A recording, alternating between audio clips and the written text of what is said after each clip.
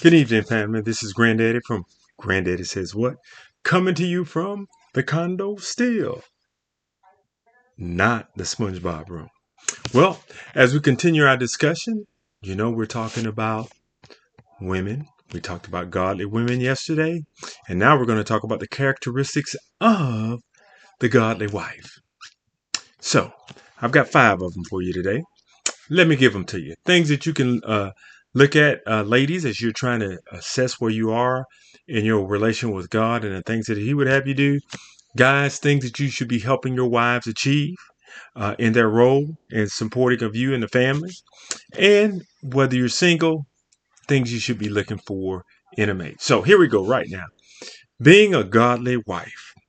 Number 1, from Genesis chapter 2, we find out that a wife should be a helper. That's right. God said it was not good when man was alone, so he created Eve as a helper. This is one who is created to support and aid Adam in fulfilling the goals and requirements and objectives that God had for him. Ladies, helpers, help your man. That's what you're there for. Ephesians chapter 5 for our second thing. Ladies, you're supposed to be submitters. The scripture says, wives, submit to your own husbands as you do to the Lord. This is not a statement about worth or value, because we know Paul in Galatians chapter 3, he says that there's no difference between male or female, right? All are one in Jesus Christ. And this was a statement about unity, that all were the same. When we're saying, wives, submit to your husbands and be submitters, we're saying, hey, God has given you a role because this is about the order that God designed and following and obeying his design, not what men or society or anybody else would say. Item number 3, respect her. We also see this in Ephesians chapter 5. You should honor your husband and admire your husband and revere your husband. That's your man, ladies. And you should have the best man out there. One that should be admired and revered because of the qualities and the way that he treats you. So you nurture and create those things in him.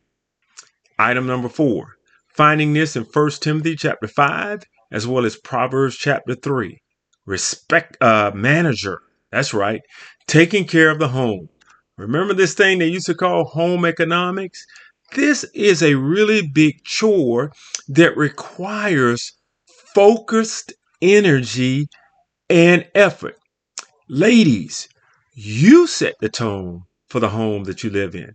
And I want you to remember this from Proverbs chapter 14. It is a wise woman who builds her home, but with her own hands, a foolish one tears it down. Ladies, you're builders of the home. And guess what? As a godly woman, I know you're a wise one. And finally, we love for you ladies to be prayer warriors.